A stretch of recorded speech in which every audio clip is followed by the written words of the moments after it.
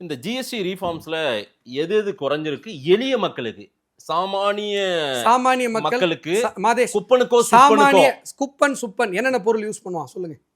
1 2 3 சொல்லுங்க. குப்பன் சுப்பன் என்னென்ன பொருள் யூஸ் பண்ணுவாங்க சொல்லுங்க. தினந்தோறும் காலையில போயிட்டு அவர் வந்து ஒரு பேஸ்ட் வாங்குவாரு, ஒரு 10 ரூபா பிரஷ் குறைஞ்சிச்சு, வாங்குவாரு. பிரஷ் 10 ரூபா குறைஞ்சிச்சு, பேஸ்ட் 10 இது ரூபா வரைக்கும் அவங்க குறைஞ்சிச்சு. கிட்ட இருந்து 10 ரூபாய் வசூல் பண்ணிருக்கோம். நாம 40 வரியா வசூல் பண்ணி 1947 சார், இருந்து அன்னைக்கு வசூல் பண்ணது விடுங்க சார், இன்னைக்கு 55 லட்சம் கோடி வசூலாயிருக்கு சார்.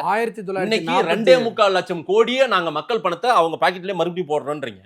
ஏன் நீங்க வந்து அந்த 55 லட்சம் கோடியே மக்கள் கிட்ட கொடுத்திருந்தா இன்னைக்கு அது பெரிய பணப்புழக்கம் இருந்திருக்கும்ல. 55 லட்சம் கோடியே வந்தாதான் மக்கள்கிட்ட கொடுக்க முடியும். அந்த இல்ல, அதனால வளர்ச்சி இல்லையே, டெவலப்மெண்ட் இல்லையே. மாதேஷ் தொழிலெல்லாம் மூடிட்டு போனது தானே அதிகமாச்சு. ஒரு ஒரு ஒரு தொழில் காட்டுங்க, இந்த மாதிரி மறுபடியும் புழுவிட்டே உட்காந்துருக்காதீங்க.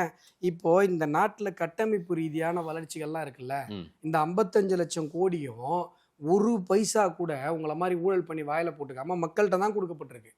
இன்னைக்கு 40,000 கோடி தூத்துக்குடி ஏர்போர்ட்டுக்கு 40,000 கோடி நாங்கள் இன்வெஸ்ட்மெண்ட் எடுத்துட்டோம்னு புழுவுறீங்கல்ல, அந்த இன்வெஸ்ட்மெண்ட்டை கொடுத்த புண்ணியவன் யாரு? Central government. சொன்னீங்களா? அந்த 40,000 கோடி எங்கேருந்து வந்தது? இந்த 55 லட்சம் கோடியிலேருந்து வந்தது. 10 லட்சம் கோடி தமிழகத்திற்கு வளர்ச்சி நிதிக்கு இது வரைக்கும் கொடுத்துருக்கோம். இல்ல வாய மூடுங்க. இல்ல சார், அது என்ன இல்ல இல்ல தொழில் என்ன இல்ல இல்ல முதலீடு ஏங்க என்னதாங்க உங்களுக்கு பிரச்சனை? ஒரு உண்மையை சொல்ல வந்தா ஒரு உதாரணத்துக்கு சொல்லலாம், இல்ல நொல்லான்றீங்க. 10 லட்சம் கோடி கொடுத்துருக்குறோங்க. அந்த 10 லட்சம் கோடி எப்படி கொடுத்துருக்கோம்? இந்த 55 லட்சம் கோடியில இருந்து கொடுத்துருக்கோம். என்ன நொல்ல இதுல என்ன சொல்ல வரீங்க நீங்க? என்ன பிரச்சனை உங்களுக்கு? மக்களுக்கு உண்மை நான் சொல்றவே கூடாதா? ஏங்க எந்த நாட்டிலையும் நடக்காதுங்க இப்படி ஒரு விஷயம். அவ்வளோ பெரிய விஷயம் நடந்திருக்குங்க. மக்களுக்கு புரிய வைக்கவே விட மாட்டீங்களாங்க.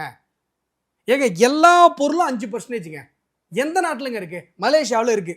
நான் சொல்றேன், மலேசியாவில் எல்லா பொருளும் 5%. ஆனா 0% கிடையாது தெரியுமா?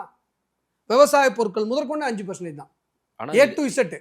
ஆனா இத்தனை நாட்கள் இன்னைக்கு 0% ஆகியிருக்கோம். இதுக்கு முன்னாடி நம்ம 5% வாங்கியிருக்கோம். இதுக்கு முன்னாடியும் 0% கேட்டகரியில தான் இதெல்லாம் இருந்தது. இல்ல, விவசாய பொருட்கள்லாம் இத இருந்தது. நீங்க வந்து அத முன்கூட்டியே 0% நீங்க பண்ணிருக்கலாம்ல. அட என்னங்க நீங்க புரியவே இல்லையாங்க உங்களுக்கு? நான் கேட்கல, ஜிஎஸ்டி வரும்போது நான் வேணான்னு மறுத்தேன், இது வந்து சரியா வராது அப்படின்னு நான் சொன்னேன்ற யாரு? ப. சிதம்பரம். ஏங்க ப. சிதம்பரம்லாம் ஒரு ஆளுன்னு தயவு செஞ்சு பேசாதீங்க.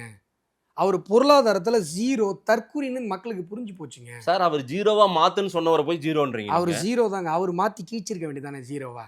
அப்புறம் எதுக்கு 40%, 50% உப்புக்கெல்லாம் டாக்ஸ் போட்டு வச்சிருந்தாரு?